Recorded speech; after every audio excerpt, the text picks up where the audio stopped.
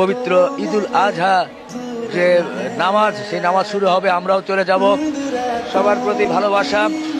প্রতি বছর বিদায়ের সময় যখন মনে হয়, কিন্তু যখন বিদায় নিতে চাই, যখন মনে হয় যে আজকে থেকে ঈদ শেষ, আপনাদের সামনে ঠিক ওভাবে আসতে পারবো না, তখন প্রতি বছরের ন্যায় আসলে সত্যি চোখে পানি চলে আসে। কিন্তু আজকে আর আবেগে আপ্লুত হতে চাই না, কারণ কয়েকটি বছর আমরা পার করেছি। জানি না এ বছরটি কেমন গেল। যদি কোনো ভুল ত্রুটি করে থাকি, আপনারা ক্ষমা সুন্দর দৃষ্টিতে দেখবেন। আপনারা চাকা বাংলাকে অনেক দূর এগিয়ে নিয়েছেন আপনাদের ভালোবাসা দিয়ে।